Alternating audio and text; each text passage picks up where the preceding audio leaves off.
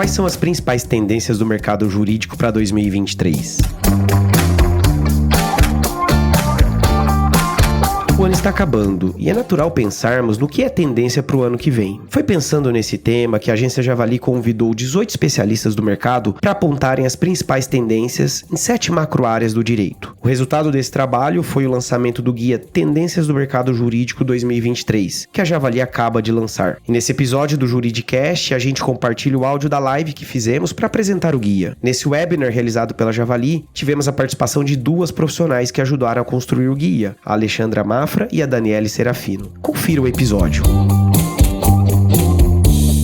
Olá, boa noite, seja muito bem-vinda e muito bem-vinda a essa live da Agência Javali. O ano de 2022 está acabando, né? E o que esperar para o mercado jurídico em 2023? Foi pensando nessa pergunta que a gente aqui da Javali convidou grandes especialistas do mercado jurídico para pensar e discutir as principais tendências do mercado para 2023. E o resultado desse trabalho é o Guia de Tendências do Mercado Jurídico 2023, que a gente vai lançar hoje nessa live. E o guia ele conta com 15 tendências apontadas por 18 profissionais em 7 macro-áreas, que foram marketing, gestão, business development, chamado BD também, né? Recursos humanos, departamentos jurídicos, inovação e ESG. E antes da gente seguir para a nossa live, eu não poderia deixar de agradecer a todos esses 18 profissionais que se dedicaram ao longo do último mês para pensar, discutir, escrever e compartilhar, no fim das contas, né, os principais insights e tendências para o ano seguinte. Então, meu muito obrigado a todos os participantes, né, que contribuíram para esse guia. Eu também não poderia deixar de agradecer imensamente a equipe da Javali, que fez um trabalho muito duro e primoroso para fazer com que esse projeto acontecesse, né, com especial destaque aqui na equipe da Javali para a Thaís Bueno e a Júlia Leal, né, meu muito obrigado a toda a equipe. E para a gente ir caminhando para a nossa live, né, hoje a gente vai contar aqui com a participação de 2 desses especialistas que contribuíram para o guia, né. É com grande prazer que eu recebo a Alexandra Mafra, que é diretora de desenvolvimento de clientes no Peixoto e Cury Advogados, e também a gente vai ter aqui a Daniele Serafino, que é sócia no Opsi Blum, Bruno Ivan Zoif Advogados. Alexandre e Daniele, sejam muito bem-vindas ao nosso webinar aqui para falar das tendências de 2023. Obrigada, Leandro. É um prazer imenso sempre estar com você e trazendo, né, temas importantes e participar também ao lado da Daniele e agradecer, né, a todo mundo aí que está nos ouvindo e que tiveram interesse, e eu acho que vai ser um bate-papo bem agradável. Eu também, Ale, agradeço aqui Leandro, né, e Javali. Eu acho que eles, né, a agência Javali já presta aqui um serviço super relevante, né, para o mercado jurídico, que é discutir temas, né, nos podcasts, na forma de comunicação, temas ligados ao universo jurídico aqui, em especial, né, falando de tendências, falando do que está, né, em alta no mercado. Mas esse trabalho da gente falar dessas tendências do mercado para 2023, eu acho que foi um golaço para a gente conseguir olhar por todas as vertentes, né, que podem envolver esse tema, diferentes, né, olhares de especialistas para contribuir. Então, para mim é uma honra estar aqui e poder bater esse papo com vocês. Muito feliz de fazer parte dessa construção. Obrigado, gente. E, bom, para a gente ir começando aqui a nossa conversa, né, eu sei que foram 15 tendências, né, e a gente vai discutir algumas aqui de uma maneira mais ampla. E aí eu já tenho uma pergunta aqui para a Daniele, que é a seguinte: o mercado jurídico, ele vem passando por profundas transformações nos últimos anos, né, inclusive com uma maior adoção de tecnologia, né, que por um lado é muito bacana. Mas a pergunta que eu faço é a seguinte: Dani, toda essa evolução pautada na tecnologia é suficiente para a inovação? Boa pergunta. Acho que é uma excelente pauta para a gente começar aqui a conversa, porque hoje em dia, né, a gente parece que associa, né, tecnologia à inovação jurídica, né? Parece que quando a gente fala que o jurídico precisa inovar, a gente pensa que o jurídico precisa adotar tecnologia, e é sempre essa palavra que vem.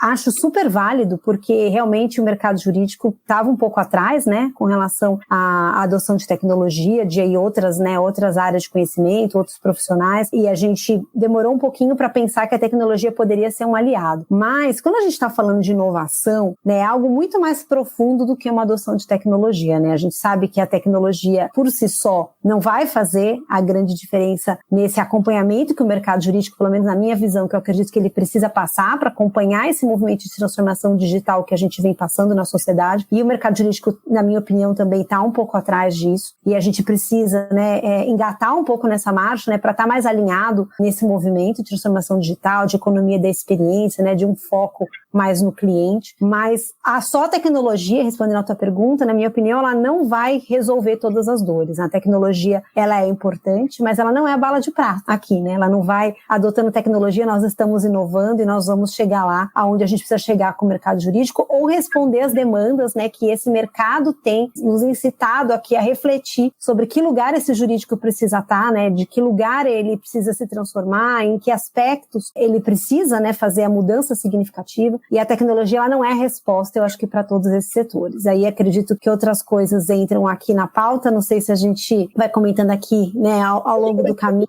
mas respondendo objetivamente não. A pergunta que já me vem é, se não é a tecnologia, né, como uma bala de prata, como você bem colocou, então o que é a inovação no fim do dia? Eu acredito que a inovação jurídica ela está muito focada na necessidade da gente endereçar 3 pilares muito fundamentais, que para mim eu falo que é o PPT, mas não é aquele PPT que a gente conhece do PowerPoint, não. É o PPT apelidei ele carinhosamente assim, porque eu acho que são e fica mais fácil a gente pensar, né, com as siglas, mas é pessoas, e aí eu acho que pessoas pensando em pessoas do profissional do advogado e dos nossos clientes, que também são pessoas, né, é processos. E aí processos envolve um olhar amplo sobre a forma com que a gente faz as coisas, né? De que forma a gente faz, de que maneira ela é eficiente, ela não é eficiente, ela está focada, né, no que realmente importa, qual é o processo que a gente utiliza para fazer tudo isso, né? E aí fugindo totalmente do que a gente, como advogado, entende de processo judicial, estamos falando de processos, de metodologia, né? De maneira de fazer as coisas de uma forma diferente. E a tecnologia, né? Então o T de tecnologia, ele vem, né, também para auxiliar nessa jornada, mas eu entendo que é a junção dessas 3 coisas, processos, pessoas e tecnologia. Se a gente não tiver um olhar mais amplo para esses 3 aspectos e, né, no que corresponde cada um deles, eu acho que a gente não vai fazer a efetiva inovação jurídica que é necessária para que a gente esteja nesse patamar, como eu comentei antes, né, de alcançar como profissão essa transformação digital, acompanhar essa sociedade nessa transformação digital que a gente está passando. Perfeito. E um ponto que a gente observou no guia de tendências é que os diferentes autores apontaram para alguns caminhos em comum. E um desses caminhos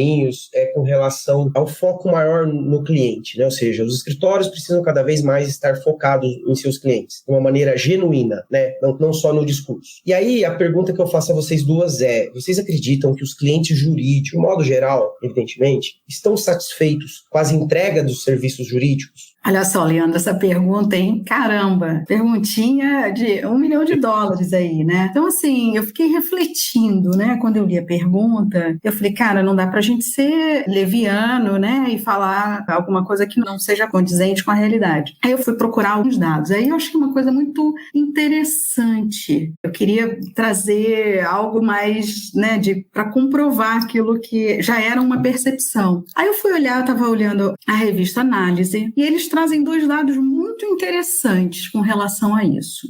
Eles perguntam, né, sobre o grau de satisfação, né, das pessoas ali, daquele universo que participam da pesquisa, da conversa, e me espantou, eu vi num gráfico uma resposta no universo de 100%, 64% dos respondentes disseram que os serviços são bons. Os serviços prestados são de boa qualidade. E aí eu vi um outro dado também que me chamou mais atenção, que foi o seguinte, que 95% dos clientes rompem com os escritórios, com os provedores, né, de serviços jurídicos por conta da má qualidade do serviço. Então, é claro que eu estou dando aqui, né, compartilhando essa apuração que foi feita, mas eu acho que só daí já dá para a gente ter um termômetro, né, de que tem muita coisa ainda para ser feita, porque de um lado tem a visão dos escritórios, dos profissionais prestando os serviços e muitas vezes tendo, né, uma percepção que nem sempre é condizente com a realidade, né, na perspectiva, na percepção do cliente que está recebendo. Então, eu acho que, de uma certa forma, existe, claro, tem excelentes serviços sendo prestados, mas tem um caminho muito grande ainda a ser trilhado, tá? Esse gap, ele tem que ser preenchido através da voz do cliente. A gente tem que escutar os clientes, porque está tendo uma desconexão entre a percepção do prestador de serviço daquele que é o receptor do serviço. Foi essa minha reflexão. Ale, eu vou pegar um gancho aqui no final da tua fala. Recentemente eu li um caso super interessante, um caso que aconteceu nos Estados Unidos, que era, lá eles têm muito costume do review, né? Então, assim, dessa avaliação, né? Dos serviços, dos produtos. E aí os escritórios, eles eram avaliados, até porque eles estão prestando serviço naquelas plataformas, tipo marketplaces, né? Que aproximam clientes e advogados. Então, naquelas plataformas, e aí um cliente deu um review do advogado, né? E falando que não tinha gostado do serviço, reclamando, prestando serviços, e o resultado final foi que esse advogado ficou muito incomodado com aquele feedback e ele entrou com uma ação contra o cliente, questionando o feedback. Aí quando eu li, eu falei, gente, isso é muito advogado, né? Tipo, qual é o advogado que não acolhe o feedback? E ele entra com uma ação de indenização por danos morais, né? E aí, na ação, esse cliente respondia, olha, tanto meu feedback estava certo, que você é incapaz de olhar seus erros, que você entrou com uma ação contra mim, em vez de você acolher o que eu tinha te dado. E eu achei esse caso curioso e muito emblemático de como a gente, né, como advogado, a gente pensa assim, né? E aí, respondendo essa pergunta, que na minha visão também, eu acho que a gente tem um pouco como advogado uma certa prepotência naquela, às vezes escorando naquela frase, né, que sem advogado não se faz justiça, então assim, vão ter que me engolir, então assim, eu não tenho uma grande preocupação em atender, talvez todos os aspectos do meu cliente, então assim, eu cobro por hora, e ninguém mais no mercado, né, cobra por hora, né, falando de outras profissões, eu não tenho previsibilidade dos meus serviços, então meu contrato já disse, né, que a minha relação é de meio, não é de fim, eu não sei quando vai acabar seu processo, nem se vai dar certo, não vai dar nada, né, e aí eu tenho uma correlação com esse cliente, com uma linguagem que a pessoa não entende, então ali eu entrego, né, o produto daquele meu serviço, seja um documento, seja um processo, com termos que a pessoa não entende absolutamente nada do que eu entreguei, então para ela não ver aquele valor naquilo, né, porque ela não está entendendo nada daquilo que eu estou entregando, eu vejo, a gente tem várias barreiras de não satisfação desses clientes com relação aos nossos serviços, e aí algumas pesquisas, né, não só do Brasil, mas fora do Brasil, trazem esse ponto que você trouxe, as pessoas estão insatisfeitas com os serviços jurídicos, e aí eu acho que o nosso erro é a gente se portar como um advogado que entrou com o processo recebendo esse feedback, achar que o problema é o cliente, né, ele que não entende, ou ele que não deu a devida atenção ao grande documento que eu preparei, que é tão relevante, tão importante, e deixar da gente calçar essas sandálias da humildade para refletir mesmo, o que a gente está entregando, né, seria normal que as pessoas tivessem uma satisfação, eu estou reclamando que elas não estão gostando do serviço, ou tenho muitos fundamentos para que elas não gostem, na minha visão, os clientes de um modo geral, a gente tem muitas fricções, né, na nossa prestação de serviços jurídicos, que eu acho que impedem aí uma boa experiência, né, com serviços jurídicos, e isso gera uma insatisfação. E é muito isso, né, porque fala-se muito em escritórios client-centric, não, é attorney-centric, é advogado-centric, né, mas isso já vem de toda uma estrutura e tem que ser mudado. Então, é claro que sem advogado não há justiça, mas sem o processo do seu cliente também não vai ter justiça, entendeu? Então, você tem que olhar os dois lados, né? É meio por aí. E a pergunta é justamente essa. Como mudar esse paradigma, né? Uma vez que o serviço jurídico muitas vezes está centrado no próprio advogado, no escritório, na lei, né? Às vezes ele não quer saber de lei, resolver o problema dele. Então, como mudar esse paradigma pensando justamente num movimento de tendência de evolução do mercado? Eu acho que o caminho, né, parece trivial e que todo mundo fala, mas ele é a jornada mais difícil, né? A gente realmente abrir os ouvidos e estar disponível para ouvir, acolher, né, o feedback e repensar de novo os nossos processos, né, e aí a nossa atuação como pessoas, né, então normalmente aquela máxima, né, o cliente sempre tem razão, eu acho que é a gente ouvir, né, essas razões do cliente para insatisfação e muitas delas eu acho que já são a resposta, nos levam para esses novos caminhos que a gente tem que seguir. Então, por exemplo, eu lembro de um caso,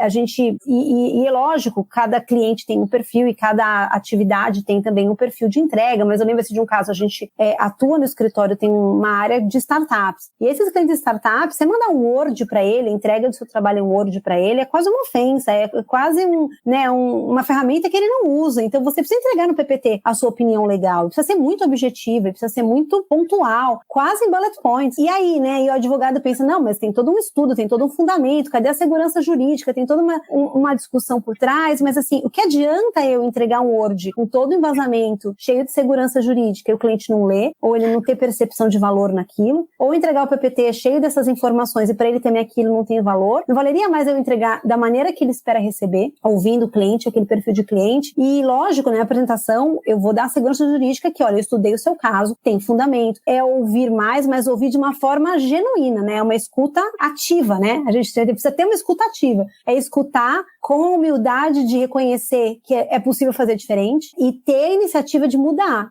os processos. Eu acho que é por aí. E, por exemplo, tem uma coisa que eu também estava refletindo, que é muito curioso, né? A gente fala dos escritórios, né? E a gente vai olhar os indicadores de performance, né? Nos escritórios. Basicamente, eles são extremamente individualistas e focados ali no advogado. Quantas horas são biladas? Como que é a utilização?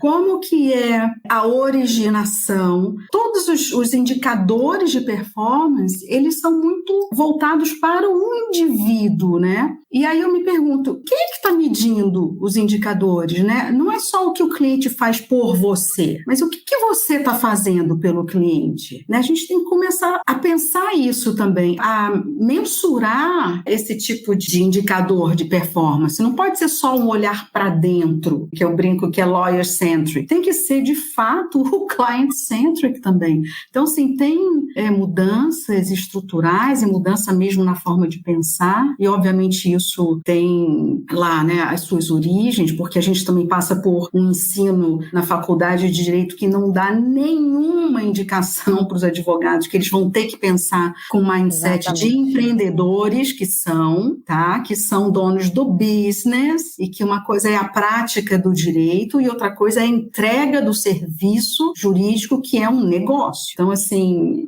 eu deixo essa provocação aqui também.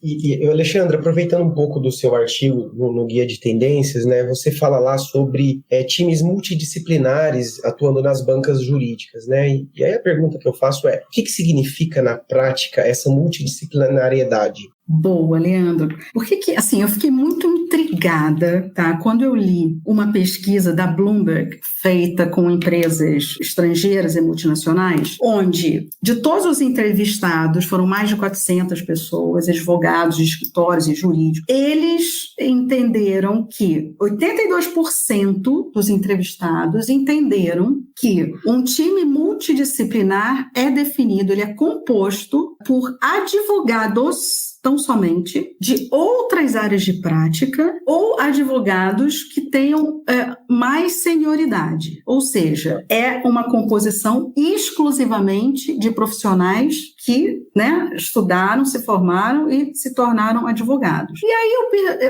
eu comecei a ficar muito intrigada, que eu falo, como que no mundo onde há uma economia digital, que os clientes estão se digitalizando, que estão buscando inovação, que os departamentos jurídicos estão trazendo para dentro profissionais, né, que têm uma visão fora do direito, a gente vê engenheiros, né, os cientistas de dados, tem uma gama muito mais ampla, né? Então, como é que esses times multidisciplinares podem ser compostos só por advogados? Então, quando eu falo a minha definição dos times multidisciplinares, é o seguinte, é você incluir pessoas e profissionais com formações diferentes dentro desses times. Você tem que trazer para as discussões e ouvir, dar voz aos profissionais, eu detesto isso, mas não advogados, que estão dentro do seu escritório, que foram contratados pelo escritório como profissionais capacitados naquilo que são. Então, tem que haver a multidisciplinariedade que eu digo aqui,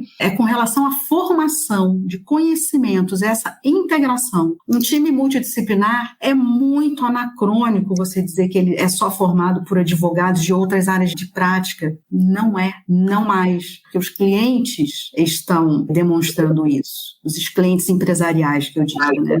Eu acho, Ale, que esse é o gancho assim, que você deu, que eu acho que é perfeito. Por que a gente percebe, né, um grau de desenvolvimento na inovação jurídica diferente em escritório e em departamento jurídico, né? Às vezes a gente vê até mais na pauta, né, às vezes mesmo do ensino, né, sobre inovação jurídica, a gente vê grandes cases de departamentos jurídicos e departamentos jurídicos tendo esse protagonismo nesse movimento de inovação jurídica, né, fazendo aí grandes transformações. Eu gosto de pensar nesse ponto, né, por que eles parecem mais avançados que os escritórios? eu acho que eles têm algo muito relevante na composição do trabalho deles, que é justamente esse ponto que você trouxe. É eles estarem num ambiente multidisciplinar. Porque eles estão ali envolvidos num contexto empresarial ligados a outras áreas de compra, as áreas de RH, áreas de experiência do cliente, né, a área de atendimento ao consumidor, ao financeiro, ao controle. Eles estão inseridos numa empresa que o seu produto não é o produto jurídico, né, eles estão ali como um apoio, uma área de apoio, né, relevante para o negócio, mas inseridos num contexto de negócio. E esses outros olhares de negócio, essas outras formas de medir KPI, de medir performance, né,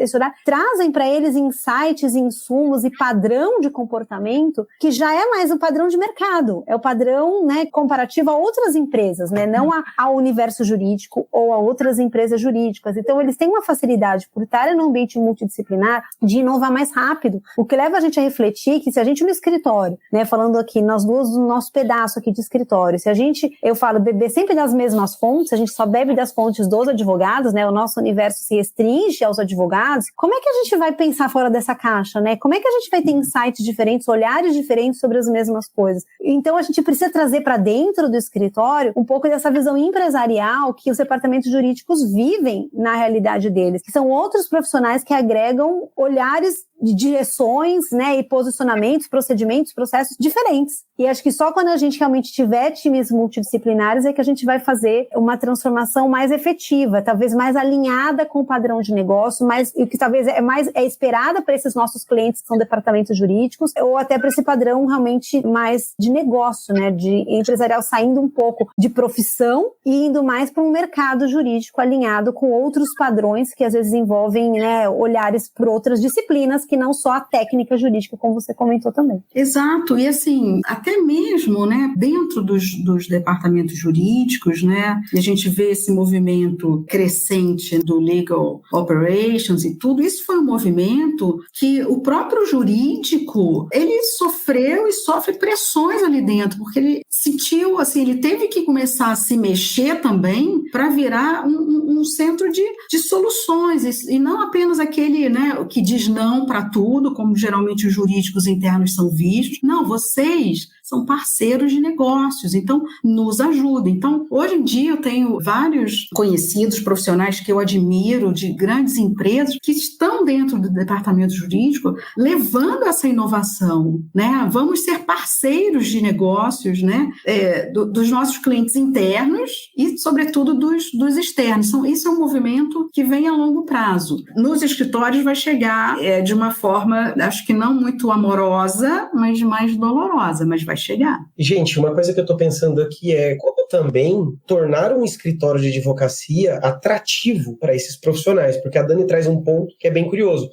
Num departamento jurídico, né, de uma empresa, o core business dessa empresa, evidentemente, não é a entrega jurídica. Então, queira ou não, isso pode ser atrativo para outros profissionais. Agora, num mercado em que, basicamente, né, a gente tem a maioria dos profissionais sendo advogados, um mercado mais fechado, como eu vou atrair bons profissionais de outras áreas nesse contexto? Olha, acho que você tocou num ponto bem relevante, Leandro, assim, né? Na nossa prática lá no escritório, a gente, acho que faz algum tempo recente, não esse ano, mas não tanto tempo assim, que a gente realmente se abriu esses times multidisciplinares e incorporamos profissionais aí de outras áreas na nossa operação, né? Então, a gente fala de analista de dados, de programadores, de legal business partner, né? Que é pessoas ligadas mais aos aspectos financeiros de eficiência e de performance, que traz product managers também, né? Então, para gerenciar projetos, né, e quando a gente pensa aí, né, no cliente designers, são outros profissionais. E eu vou dizer que, especialmente assim, as minhas áreas do escritório são as áreas ligadas à inovação, e eu vou dizer que os meus maiores desafios são exatamente isso que você comentou. Como atrair esses talentos, principalmente os profissionais da área de tecnologia, né, falando de programadores, analistas de dados, eles estão aí extremamente concorridos em todos os mercados, com oportunidades no mundo inteiro. E por que eles vão vir trabalhar, né, no escritório, né, o que é atrativo? E aí, já volto aqui para responder, mas eu acho que a gente tem esse desafio de retenção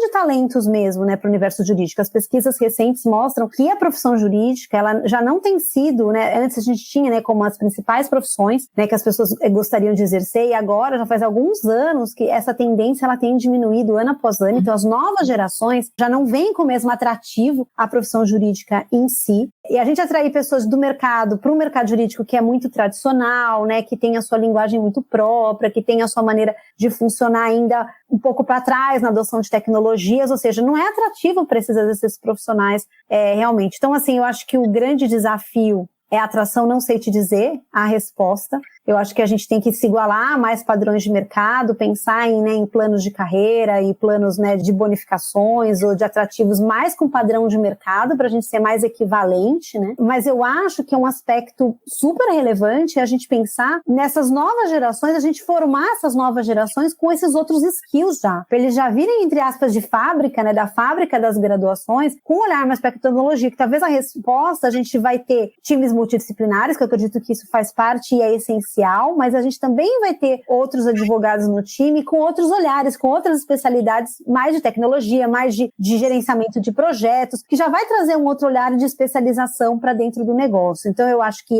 pensar em padrões mais de mercado, talvez não comparáveis aos padrões do mercado de advocacia, mas um mercado, né, geral, para que a gente tenha programas atrativos desses talentos, mas também pensar na formação dos profissionais que já estão com a gente, essas reciclagens necessárias, e a gente também, de uma certa forma, né, colocar para as graduações a necessidade do mercado de já trazer profissionais com outros olhares aqui para o nosso ambiente. E indo com uma perspectiva prática, em que áreas vocês acreditam que outros profissionais, além dos advogados, eles podem atuar dentro de um escritório? Além das áreas de suporte comuns, né, como RH, financeiro, marketing, que isso já existe, né, nos escritórios. Assim, Leandro, a minha sensação é de que, né, quando a gente realmente implementa uma estratégia, né, client-centric mesmo, né, primeiro a gente tem que entender o que esses clientes estão querendo. Então, eles querem agilidade, eles querem eficiência, eles querem tomada de decisão com base em dados, eles querem ter uma proximidade maior com o provedor de serviço. Então, eu vejo uma gama de profissionais e eu digo assim, muitas vezes, e com base na minha experiência, esses profissionais que estão no marketing, na área de negócios, em tecnologia, eles têm informações que eles podem ser convidados para sentar à mesa. É claro que eles não vão resolver um problema jurídico, mas assim, os clientes hoje, eles não querem só a solução de um problema de cunho jurídico, eles querem a solução do problema do business. Como é que você, meu advogado externo, vai me ajudar na perenidade do meu negócio? E muitas vezes as pessoas que estão nessas posições, tá, até já mais estruturadas, não estou falando nem aqui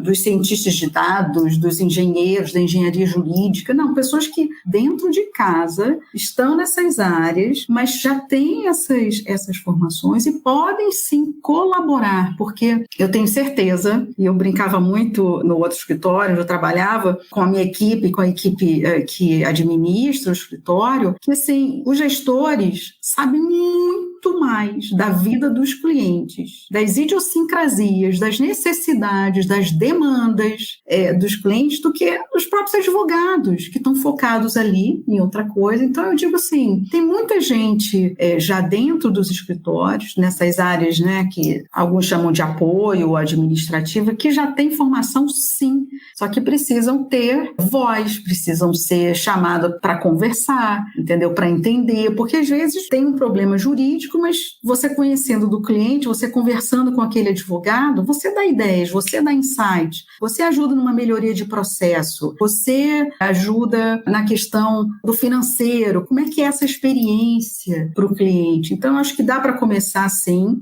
avaliando bons profissionais já dentro de casa e, aí, como a Dani falou, trazendo e disputando outros profissionais que estão aí, né, nas empresas de tecnologia, sendo super disputados, nas empresas, nas grandes agências de publicidade, estão disputando essa galera para todas essas análises de dados. Então, assim, a disputa é grande, mas dá para começar observando quem está dentro de casa, ou até mesmo treinando e desenvolvendo quem está dentro de casa e já tem esse talento, né? Uma boa comunicação com o cliente feita com o seu pessoal de marketing, toda uma estratégia de captação, de go-to-market feito por um profissional de BD com análise de dados e informações informações riquíssimas que já estão dentro do escritório, as pessoas não estão nem olhando para aquilo, entendeu? Então, esses profissionais de apoio da administração, eles têm esse olhar, só que eles têm que ter voz, eles têm que ser respeitados e enxergados como profissionais que são, entendeu? E aí eu acho que gera uma harmonia aí bacana, uma troca legal, né? E buscando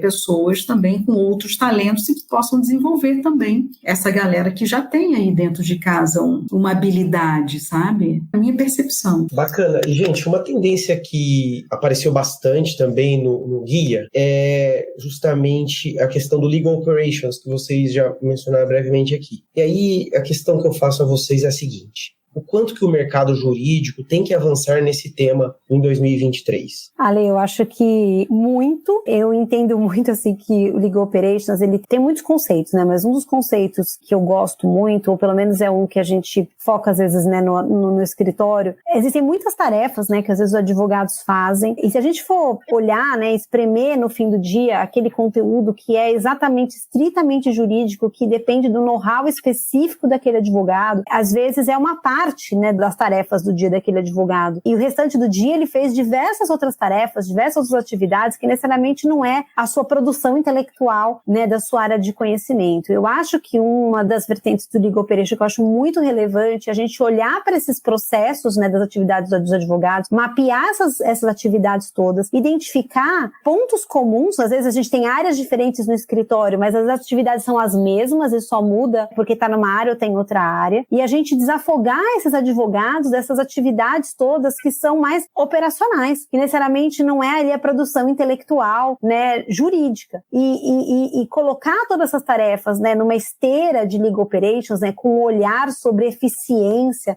podendo colocar métricas, plugando tecnologias que às vezes possam auxiliar. E a gente fala assim, né, por exemplo, existem hoje em dia robôs que já fazem o protocolo eletrônico, né? Então a gente tinha às vezes uma dor no escritório de que para fazer um protocolo eletrônico, um advogado, as tentativas para ele conseguir fazer o protocolo, dependendo do tribunal, demoravam muitos minutos, às vezes mais de hora para conseguir fazer um protocolo, e que ficava na mão dele ali tentando fazer o protocolo. A partir do momento que essa atividade do protocolo sai da mão dele, a atividade dele é elaborar a peça, fazer o recurso, encaminhar para um outro determinado setor, que tem ali uma tecnologia que faça esses protocolos de forma automática, e ali pessoas focadas no protocolo. Quanto tempo eu economizei do dia desse advogado, que ele poderia justamente estar estudando, pesquisando, né, gerando conhecimento ali jurídico. Então eu acho que Legal Operations, eu acho que é essencial. E interessante o Leandro comentar isso, né, que ele apareceu várias vezes nessa tendência, porque eu acho que ele realmente é uma tendência que veio para ficar, e eu acho uma tendência extremamente válida, que ela, de novo, que a gente comentou lá na frente, que faz parte da inovação, né? Inovação, às vezes, a gente olhar para os nossos processos e repensar que de maneira a gente pode fazer diferente para ser mais eficiente. E às vezes aquela hora que eu vou cobrar do meu cliente, aí, né, já colocando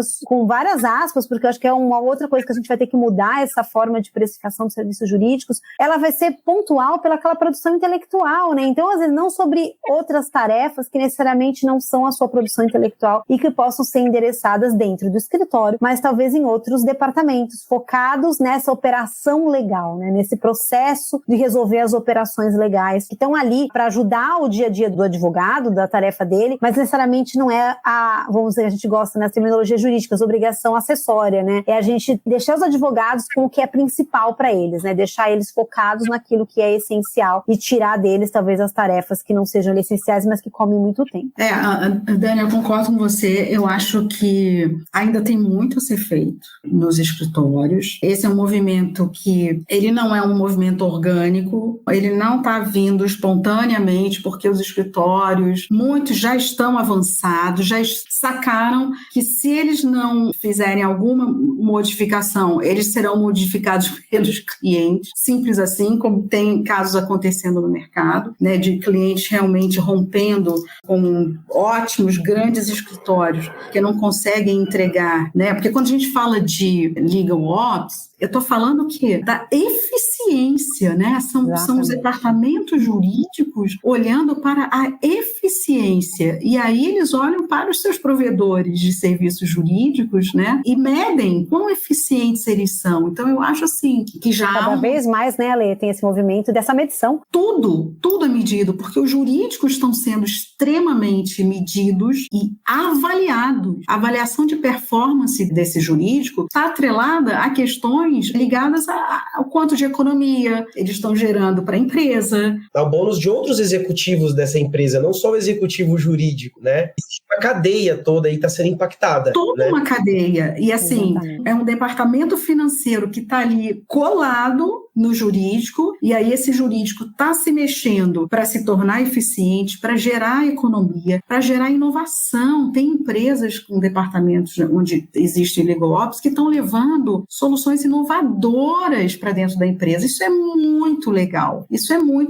E quando você fala de uma companhia de capital aberto, o papel do jurídico, essa eficiência jurídica, ela vai reverberar muitas vezes no preço da ação, no bom humor dos investidores. Então, assim, é uma missão muito importante que o jurídico das empresas tem hoje, não só na parte legal, mas na parte, assim, do business. O que nós, como jurídicos, departamento jurídico, né, como advogados, como é que nós vamos nos aparelhar para nos tornarmos eficientes e cumprir todas essas metas que nós temos para cumprir. E aí, se os escritórios não começam a observar isso e a se mexer nessa mesma direção, no meu entendimento, o que vai acontecer? A comunicação vai ficar cheia, já é com muito ruído, mas vai ficar com muito mais ruídos, porque o cliente vai ter uma expectativa e os escritórios nem sempre vão conseguir atender aquelas expectativas. Então, tem um caminho árduo, longo, não é fácil. A gente que trabalha em história de advocacia sabe que existem questões e barreiras a serem ultrapassadas, e uma delas é de trabalhos em silos, né? Vários escritórios dentro de um único escritório. Então, a gente tem que parar com isso e olhar para o escritório como um todo. Não pode ser só uma coletânea de advogados ali, achando que todo o conhecimento está com eles. O conhecimento jurídico, ótimo, mas de melhoria de processos, de eficiência, de geração de economia. Isso está com a galera também que dá apoio e administra, né? É a área administrativa, não é à toa. Que aí libera, Dani, indo para o seu ponto, os advogados para focarem no que eles sabem fazer de melhor, que é pensar, né, dar soluções inovadoras. Todo o trabalho é intelectualizado. Então, isso os ajuda também, tira um pouco dessa pressão, que não é pouca em cima dos advogados, com as exigências e as demandas dos clientes, que não são poucas, né? Então, esse é um assunto que rende, viu? E eu acho, Cília, se permite a gente falar mais um pouquinho desse assunto, eu acho que você pergunta, né, se é uma tendência, eu acho que é uma super tendência quando a gente percebe que tendências, elas estão conectadas, às vezes, com vários pontos, né? Elas não estão ali isoladas, né, numa ilha específica, né? Então, eu acho que Legal Ops, ele está conectado aí, puxando o gancho do que a Lê falou, com várias outras tendências que a gente já identificou aqui. Quando a gente tem esse olhar para o cliente, e aí a gente olha o que o cliente espera de nós, né? O cliente espera de nós, e os clientes sendo os departamentos jurídicos, nesse caso, eficiência, né? Esse controle, métricas, né? Esses resultados mais objetivos, e isso vai levar a gente a também mudar nossos processos, estar focado nesse mesmo tipo de métrica, mensurar esses outros olhares, quer dizer, o olhar que o escritório não está olhando, agora ele vai precisar olhar, porque ele vai precisar responder e endereçar essas questões. Então, assim, se a gente ouve o cliente, aí de novo naquele nosso ponto, né? Se a gente ouve o cliente, se a gente está aberto a ouvir o que ele está precisando, o que ele sabe que a gente entregue para ele como métrica, isso já vai gerar uma mudança dos nossos processos internos para procurar atender. E um ponto que eu acho que a Lê trouxe, que é muito interessante, e, né, tem um especialista que eu gosto muito, que eu acompanho de mercado jurídico, que ele sempre fala, né, que as mudanças, principalmente em escritórios de advocacia, elas não vêm sem uma descontinuidade de algo, né? Então, assim, por que os escritórios estão sendo, né, motivados a mudar? É porque algo não está funcionando, algo está descontinuado, né? Então, essa ou é lucratividade, ou é eficiência, ou essa perspectiva, né, do mercado, ou não tem a mesma quantidade de clientes que ele gostaria, ou não atende quem ele gostaria de atender. Tem alguma coisa ali acontecendo que faz ele parar, olhar e falar, tem alguma coisa aqui que está mudando e eu preciso refletir para mudar. Então, seja quais forem as razões, eu acho que se houver essa humildade de olhar que algo precisa mudar, escutar e de ouvir esse cliente para entender o que ele precisa, a gente conecta todas essas outras tendências aqui, né? Ser centrada no cliente, estar aberto a inovações e a feedbacks, pensar em mudanças de processos e entender que esse mercado está precisando de outros tipos de entrega e isso passa por outros tipos de métrica. E só fechando aqui, eu estava lembrando de uma pesquisa que eu li há pouco tempo, que era muito interessante, que falava assim, perguntaram para os escritórios de advocacia o que eles achavam que os seus clientes esperavam deles. E perguntaram para os departamentos jurídicos o que eles esperavam do escritório de advocacia. E os 5 primeiros pontos, os 5 eram totalmente divergentes. O que o escritório achava que os clientes esperavam dele, não acertou nenhum dos pontos, dos 5 pontos que o departamento jurídico disse que esperava do escritório. Então a gente vê nos resultados esse descompasso do que está sendo exigido, do que acha que está sendo exigido, dessa entrega e dessa espera. Ou seja, é o que a Lê falou. A gente precisa estar, né, mais conectado para conseguir entender onde a gente precisa, né, que botão a gente precisa mexer aqui para satisfazer melhor ali, gerar uma melhor experiência. Exato. E assim, eu vejo isso, a nossa conversa aqui é para falar de tendências, né, de coisas boas. Vamos olhar para o futuro e pensar em mudanças, tipo, de tudo isso, né, desse sacolejo aí que está acontecendo no mercado jurídico, são oportunidades que surgem de melhoria, de entender os processos internos, de mapear, de melhorar, de entender até os próprios clientes que estão dentro do escritório. Será que são esses tipos de clientes que eu quero dentro do meu portfólio? Que tem que ter essa análise também, né?